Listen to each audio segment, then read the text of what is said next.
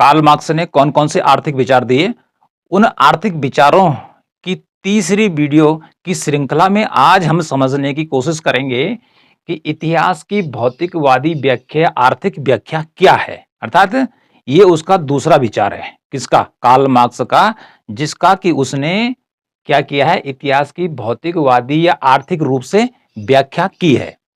तो किस प्रकार से उसने की है?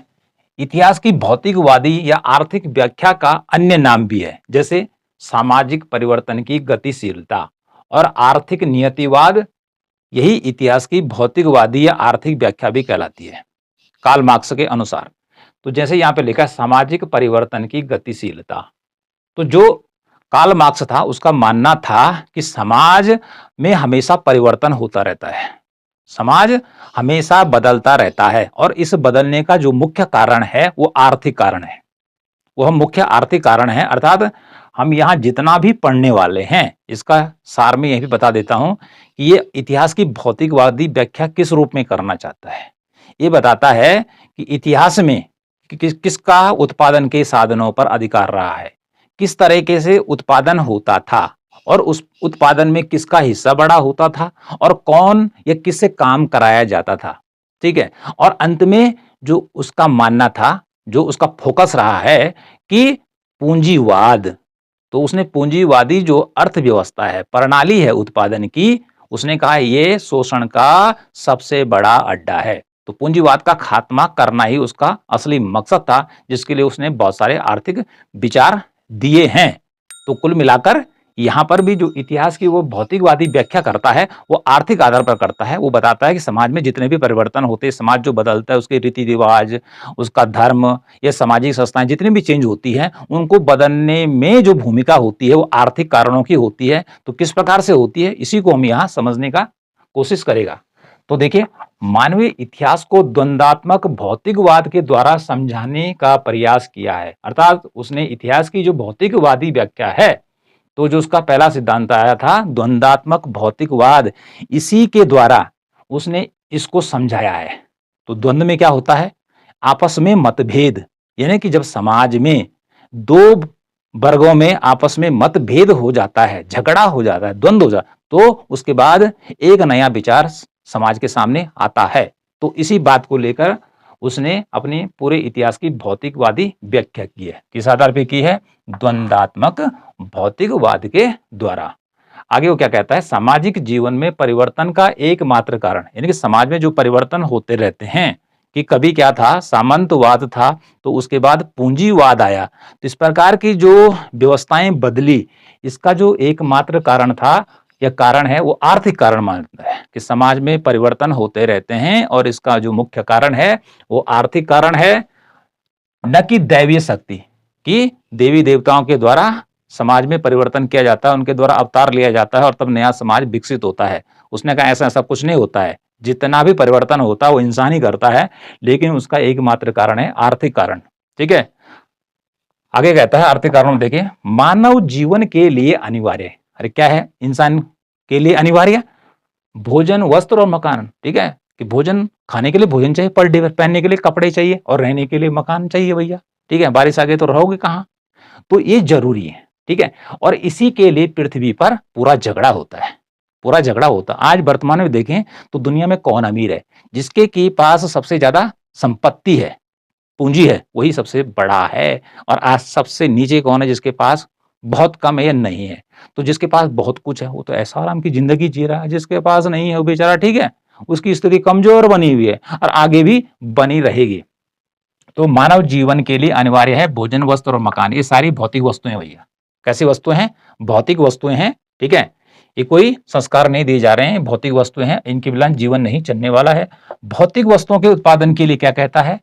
क्योंकि इनका उत्पादन करना है तो जिन साधनों की जरूरत पड़ती है, अर्थात भोजन, वस्त्र और मकान के लिए जिन साधनों की जरूरत पड़ती है उसे उत्पादन प्रणाली या तकनीकी कहते हैं। अर्थात जिन साधनों की सहायता से भोजन, वस्त्र, मकान का उत्पादन किया जाता है, ठीक है जी, उसने कहा उसे उत्पादन प्रणाली या तकनीकी। ठीक है जी, कि भोजन अर्थात खेती किस तरीकों से की जाती है? हल से की जाती है, ठीक है, हल लगा के की जाती है या डंडे से खोद कर की जाती है, ये उत्पादन का तरीका होगा। ठीक है, जो कपड़े हैं, वस्त्र कैसे बनाए जाते हैं, ठीक है, हाथ से बुनकर बनाए जाते हैं या मशीन से बनाए जाते हैं, तो ये भी देखना पड़ता है। ये भौतिक वस्तुएं हैं। उत्पादन प्रणाली द्वारा भौतिक वस्तुओं का उत्पादन किया जाता है, ये तो मैं बता चुका हूं कि बिना उत्पादन प्रणाली या बिना उत्पादन के तरीके के द्वारा हम भोजन, वस्त्र और मकान नहीं बना सकते हैं, ठीक है। तो इसके लिए किसकी जरूरत पड़ेगी, मानवाधियां भी देख लेते हैं। जैसे भोजन है तो खेतीबाड़ी करने के लिए मनुष्य की जरूरत तो पड़ने वाली है, ठीक है। हल लगाने के लिए बैल चाहिए, ठीक है, साथ में हल भी चाहिए, ओके। कपड़ा बनाने के लिए हमें फिर यहाँ पर कृषि पे आना पड़ेगा, कॉटन चाहिए, ठीक है, और उसको फिर बुनने वाले जो उपकरण होते हैं वो भी चाहिए, मकान के लिए सामान भी चाहिए, ठीक है, और मकान बनाने वाले मिस्त्री भी चाहिए। तो ये तकनीकी होगी, ठीक है। इसी में अगला है कि उत्पादन प्रणाली परिवर्तनशील होती है। अब उसने क्या कहा कि उत्पादन करने का जो तरीका है, ठीक है, वो क्या होता है, अलग अलग होता है। ऐसा नहीं कि हमेशा एक जैसा रहता है। वो पहले कह चुका है कि समाज जो है परिवर्तनशील है, ठीक है। समाज में हमेशा संघर्ष चलता रहता है और इस संघर्ष या द्वंद्व का परिणाम फिर अगले नए परिणाम को लेकर आता है। कुछ समय तक वो रहता है, फिर संघर्ष शुरू होता है और फिर नया आता है। तो इस प्रकार से चलता रहता है।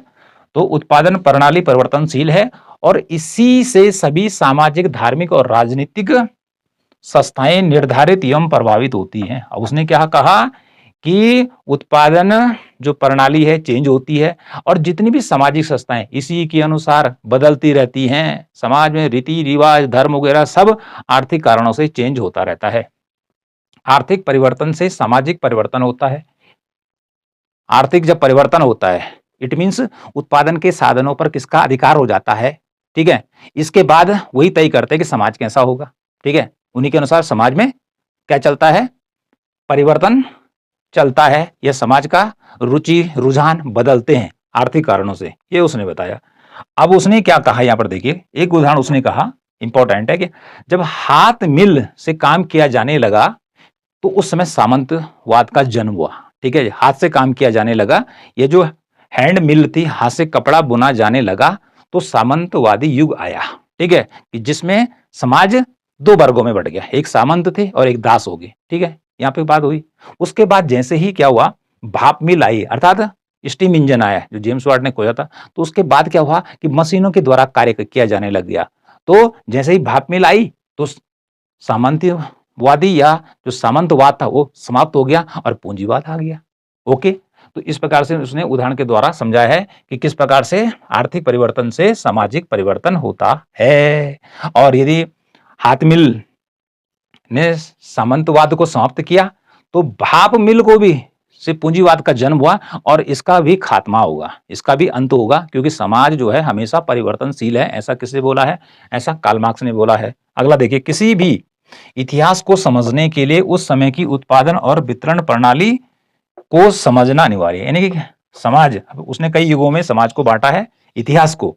तो उसने कहा उस समय की यदि परिस्थितियों को समझना है तो ये देखना पड़ेगा कि उत्पादन और जो वितरण था उस पर किसका अधिकार था, ठीक है, किसका अधिकार था और कौन ऐसा था कि जिसके पास अधिकार कम था और किसके पास ज्यादा था। इसी में आगे देखिए, उत्पादन प्रणाली या तरीका, उत्पादन प्रणाली, ठीक है, जिस तरीके से उत्पादन किया जाता है, ठीक है, वो तरीका होगा। उसने कहा सामाजिक व्यवस्था को किस प्रकार से प्रभावित करता है, यानी कि उत्पादन की प्रणाली या उत्पादन पर जिसका अधिकार हो जाता है, ये सामाजिक व्यवस्था को किस प्रकार से चेंज करता है। इसके लिए कार्ल मार्क्स ने मानव विकास के इतिहास को, ठीक है, 5 युगों में बांटा है। 5 युगों में बांटा उसने कि मानव का जो इतिहास है वो किस प्रकार से विकसित हुआ। एक के बाद दूसरा युग आया, फिर तीसरा आया, फिर चौथा आया, फिर पांचवा युग आया। तो उसने ऐसा नहीं बताया कि पाषाण काल आया, ठीक है जी, राजा महाराजाओं का जमाना हुआ, ठीक है, मौर्य वंश आया, गुप्त वंश आया, मुगल वंश आया, या फिर दिल्ली सल्तनत, इस प्रकार से नहीं। उसने कहा कि आर्थिक आधार पर, ठीक है, मानव समाज का विकास हुआ है। और उसने 5 युग बताए। पहला जो युग उसने बताया वो है आदिम साम्यवादी युग। इतिहास का ये पहला युग है, अर्थात यहां से वो स्टार्टिंग मानता है इतिहास की, कि मानव जीवन का इतिहास आदिम साम्यवादी युग से शुरू होता है, स्टोन एज से नहीं, पाषाण काल से नहीं, उसके हिसाब से। तो उसने कहा इतिहास का ये प्रारंभिक युग है और इस युग में उत्पादन के सभी साधनों पर, उत्पादन की जो प्रणाली थी, जो उत्पादन होता था, समाज के जितने भी लोग थे उस समय, उस सब का अधिकार था उस समय स्टार्टिंग में। किसी का ये नहीं था कि किसी के पास खेत ज़्यादा हैं, तो किसी के पास कम है, किसी ने तालाब पे कब्ज़ा कर दिया, अगला बोला पानी पीने के लिए हमारे यहाँ नहीं आएगा, ठीक है? इतना बड़ा जंगल मेरा है, तो यहाँ नहीं आएगा। उन्होंने कहा नहीं, सबका समान अधिकार था, जहाँ रहो, जहाँ जाओ, सब जा सकते थे, आ सकते थे। इस प्रकार का सिस्टम या प्रणाली थी आदिम साम्यवादी युग, और ये मानव के विकास का प्रारंभिक युग था। ठीक है, स्टार्ट यहां से की उसने कहा इसके बाद कौन सा युग आया? दास युग आया, स्लैव सोसाइटी हाई। अब दास युग क्या होता है? उसने कहा आदिम साम्यवादी युग के बाद समाज में कुछ चंद लोग शक्तिशाली हो गए, पावरफुल हो गए, और उन्होंने उत्पादन के साधन, खेत खलिहानों पर, जंगलों पर, ठीक है, नदी नालों पर कब्जा कर दिया, अपना अधिकार कर दिया, ठीक है, और वे उसके मालिक बन गए, और उसके बाद दूसरे लोगों से काम कराने लग गए। तो दास युग में क्या हुआ?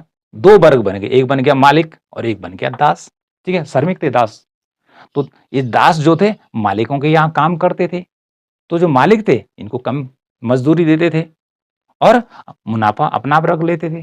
ठीक है, तो इस प्रकार से जो दासों की जिंदगी थी वो बेकार हो गई। इसलिए दासों ने क्या किया? मालिकों से संघर्ष करना शुरू कर दिया। ठीक है, अपने हकों के लिए ये लड़ने लग गए, और अंत में क्या हुआ? इन दोनों के बीच झगड़ा हुआ। ठीक है, और दास युग का अंत हुआ, और उसके बाद कौन सा युग आया? सामंती युग। इस युग के बाद आया दास युग, के बाद सामंती युग आया। तो सामंतवादी युग में क्या हुआ? मध्यकाल में कि भूमि ही ज्यादा इंपॉर्टेंट थी। ठीक है, उस समय क्योंकि वर्तमान की तरह मशीनों का आविष्कार नहीं हुआ था, तो खेती ही सबसे बड़ा जरिया था किसका? खाने का, उत्पादन के साधनों का, ठीक है, रहने का, जीने का, ठीक है जी, साधन संपन्नता का। तो उस समय जो लोग थे सामंतवादी, इन्होंने बड़े भूभाग पर यूरोप में कब्जा कर दिया। ठीक है, यही क्या बन गए? शासक वर्ग भी बन गए इन्हीं में से। ठीक है, तो इनसे भी नीचे बने जो कम भूमि के मालिक थे, तो कोई बड़ा मालिक था, कोई छोटा था, और कुछ लोग ऐसे थे कि जिनके पास कुछ नहीं था। ठीक है, तो जिनके पास बहुत कुछ था वो तो हो गए सामंत, मालिक हो गए, शासक वर्ग हो गए, और जिनके पास नहीं था वो दास कहलाए। ठीक है, भूमिहीन थे, तो जो दास थे वो सामंतों के यहाँ काम करते थे, सामंतों के यहाँ नौकर थे, क्या काम करते थे। लेकिन सामंत लोग क्या करते थे? इनको मजदूरी कम देते थे। तो दासों ने फिर क्या किया? सामंत के खिलाफ क्या कर दिया? आंदोलन शुरू कर दिया, झगड़ा शुरू कर दिया, क्योंकि उसने द्वंदात्मक भौतिकवाद के द्वारा समझाया कि वाद, प्रतिवाद और संवाद की क्रिया होती है। तो फिर इनमें क्या हुआ? घमासान शुरू हुआ। तो दासों ने सामंत से लड़ाई झगड़ा किया, और ठीक है, इसके बाद क्या हुआ? सामंतवाद का युग समाप्त हुआ, और उसके बाद चौथा युग आया मानवीय विकास का, पूंजीवादी युग। कौन सा युग आया? पूंजीवादी युग। फिर उसने कहा यहां पर भी समाज में, ठीक है, अर्थव्यवस्था में जो समाज था आदमियों का, वो दो वर्गों में बंट गया। एक कौन हो गया? एक वर्ग हो गया क्या? पूंजीपति वर्ग। ठीक है, पूंजीपति वर्ग, अमीर वर्ग, जिसका कि उत्पादन के साधनों पर, मशीनों पर, ठीक है, कब्जा हो गया। ठीक है, फैक्ट्रियों पे कब्जा हो गया, अधिकार हो गया, ये क्या हो गए? अमीर बन गए। और दूसरा वर्ग बन गया श्रमिक वर्ग, जो इनके यहाँ काम करने लग गया, नौकरी करने लग गया। तो जो पूंजीपति थे, ठीक है जी, उसने उसके लिए क्या शब्द प्रयोग किया? बुर्जुआ वर्ग। तो बुर्जुआ जो वर्ग था, और दूसरा था सर्वहारा वर्ग, जो श्रमिक वर्ग था, जो काम कर रहा था इनके यहाँ। किसके यहाँ काम कर रहा था? पूंजीपतियों के यहाँ नौकरी कर रहा था। तो पूंजीपतियों ने अधिकांश पैसा अपने पास रखा, जो उनको प्रॉफिट हुआ, और थोड़ा सा दिया किसको? मजदूरों को। तो मजदूरों की स्थिति तो हमेशा वैसी रही है जैसे हम यहाँ ऊपर से नीचे तक पढ़ रहे हैं। ठीक है, केवल इसको छोड़कर कि वो भी दास की तरह यहाँ पर जिंदगी जीने लग गए। कौन? श्रमिक, जिन्हें कहा कार्ल मार्क्स ने सर्वहारा वर्ग। तो उसके बाद क्या हुआ कि श्रमिकों और पूंजीपतियों के बीच संघर्ष होगा। उसने कहा संघर्ष होगा। ठीक है, और जो सर्वहारा वर्ग है वह क्या करेगा? पूंजीपतियों का अंत करेगा। ठीक है जी, और उसके बाद उसने जो पांचवा युग बताया है, मतलब पूंजीवाद का खत्म होने के बाद जो युग आएगा, ये अंतिम युग होगा, इसे उसने कहा साम्यवादी युग। क्या कहा उसने? साम्यवादी युग। उसने कहा कम्युनिस्ट सोसाइटी होगी। ओके, अब इस साम्यवादी सोसाइटी में क्या होगा? उसने कहा यहां पर कोई वर्ग नहीं होगा, क्योंकि पूंजीवाद तो अंत हो गया है। ठीक है, सर्वहारा वर्ग ने पूंजीवाद का अंत कर दिया है। अब समाज में जो उत्पादन के साधन हैं, ठीक है, भूमि है, श्रम है, ठीक है, खेत खलिहान, मशीनें, सब पर लोगों का बराबर अधिकार होगा। ठीक है, अब ना कोई मालिक होगा, ठीक है जी, ना कोई शासक होगा और ना कोई शोषित होगा, सबके अधिकार बराबर होंगे। जो जितना काम करेगा, जिसके अंदर जितनी योग्यता होगी, उतनी ही उसको मजदूरी मिलेगी। किस युग में? साम्यवादी युग में। सबसे अच्छा युग बताया उसने यहाँ पर, साम्यवादी युग। और जब जो बातें मैंने अभी की यहाँ पर, उसके बाद क्या होगा? जब सबको समान अधिकार मिलेंगे, ठीक है, सभी बराबर होगा, सभी का दर्जा, कोई ना ऊपर होगा ना नीचे होगा, तो फिर क्या होगा? ऐसा राज्य, राज्य विहीन और वर्ग विहीन समाज होगा, न तो तब राज्य की जरूरत पड़ेगी, ठीक है, ऑटोमेटिकली अपना आप क्या होगा?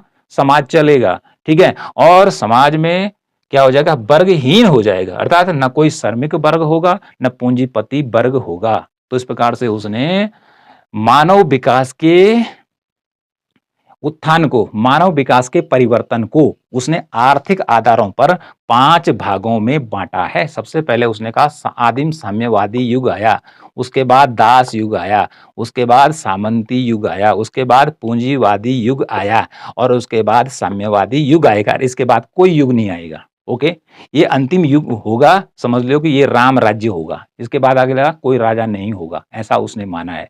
लेकिन वो सबसे ज्यादा जिसके पीछे पड़ा था, कार्ल मार्क्स, उसका फोकस था पूंजीवादी व्यवस्था को समाप्त करना। किस व्यवस्था को समाप्त करना? पूंजीवाद को समाप्त करना। और किसका स्टार्टिंग करना? उसका था कि साम्यवाद लाना है, ठीक है, साम्यवाद लाना है, जिसकी मैं यहाँ पर चर्चा कर चुका हूं कि राज्य विहीन और वर्ग विहीन होगा और समाज में सभी लोग बराबर हो जाएंगे, ठीक है, सभी के अधिकार क्या हो जाएंगे? बराबर हो जाएंगे। और ऐसे में न कोई द्वंद्व होगा, न झगड़ा होगा, ठीक है जी, सब कुछ समाप्त हो जाएगा और हंसी खुशी से आगे जिंदगी चलेगी। तो आज हमने आपको क्या बताया? इतिहास की भौतिकवादी जो व्याख्या है, इसको आर्थिक व्याख्या के नाम से जानते हैं। कार्ल मार्क्स का दिया हुआ आर्थिक विचार है दूसरा। इसमें उसने क्या कहा, या इसी को हम और नाम से पहले जान लेते हैं कि सामाजिक परिवर्तन की गतिशीलता, कि समाज क्या है? गतिशील है, इसमें परिवर्तन होते रहते हैं, जैसे कि मैंने आपको 5 युगों के द्वारा समझाया, जो कि कार्ल मार्क्स ने बांटे हैं। इसी को उसने आर्थिक नियतिवाद कहा है। हमने इसी में आपको बताया कि उसने मानवीय इतिहास को, जो मैं इधर बता रहा था, 5 भागों में बांटा।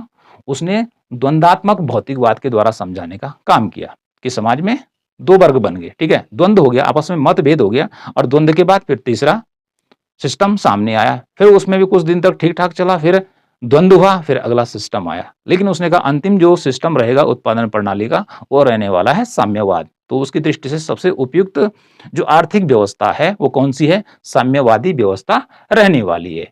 तो कुल मिलाकर भौतिकवादी जो आर्थिक व्याख्या उसने की है, एक पूरा का पूरा सिस्टम देखते हैं इतिहास पर नजर डालते हुए, तो देखा जाता है कि उत्पादन, ठीक है, कौन करता है और उसका अधिकांश फायदा कौन उठाता है। तो उसने देखा कि अधिकांश जो फायदा है वो हमेशा मालिक वर्ग ही लेता है, मालिक वर्ग लेता है या पूंजीपति वर्ग लेता है। तो उसके काल में पूंजीवाद का बोलबाला था, पूंजीवाद का क्या था? बोलबाला था। इसलिए उसका पूरा का पूरा फोकस था कि हमें पूंजीवाद का अंत करना है, और जो श्रमिक वर्ग है, जो शोषण का शिकार है, जिसको उसने सर्वहारा वर्ग का है, ये क्या करेगा? क्रांति करेगा और पूंजीवाद को अंत कर देगा, और उसके बाद हमारी ये साम्यवादी युग की शुरुआत होगी, ऐसा कार्ल मार्क्स ने कहा है। तो ये वाला जो विचार है काफी इंपॉर्टेंट स्थान रखता है। बहुत सारे नहीं समझ पाते हैं कि भाई ये भौतिकवादी, ठीक है, क्या है भौतिकवाद? अरे भौतिकवाद में क्या आता है कि भौतिक वस्तुओं की प्रधानता रहती है। जैसे वर्तमान में हर कोई भौतिक वस्तुओं के पीछे दौड़ रहा, कोई गाड़ी, बंगला, कार, मकान, जमीन, ठीक है, जगह जगह मेरी हो, ये सारी भौतिक वस्तुएं। इसी अधिकार को लेकर आदमी आज भी क्या कर रहा है? संघर्ष कर रहा है कि मैं सबसे आगे रहूं, सबसे अच्छा खाऊं, ठीक है, खाने पीने की कोई दुविधा मेरे पास न हो, हर पास मेरे पास सुविधा हो। लेकिन इस काम को मैं किससे कराऊंगा? स्वयं नहीं करूंगा, इसको करेंगे मेरे नौकर चाकर, लेकिन मैं उनको पैसा दूंगा कम, ठीक है जी। तो आई होप कि इतिहास की भौतिकवादी या आर्थिक व्याख्या का ये लेक्चर आपकी समझ में आया होगा। इसको आपने, ये पूरे नोट्स ही हैं, ठीक है जी। बहुत सारे स्टूडेंट कहते हैं कि सर हमें पीडीएफ दे दीजिए, तो यही पीडीएफ है भाई का, स्क्रीनशॉट लीजिए, ठीक है, और इसी को लिखना स्टार्टिंग कर देंगे, और इसी जैसे जैसे हमने आपको बताया, इसको आप थोड़ा लिखना शुरू करेंगे, समझाना शुरू करेंगे, ठीक है जी। तो फिर यही हमारे पूरे नोट्स बन गए, और जब परीक्षा में लिखने जाएंगे तो कौन सा इतना ज्यादा लिखा जाएगा, कम टाइम में थोड़ा ही तो लिख पाएंगे। तो मिलते हैं नेक्स्ट वीडियो में।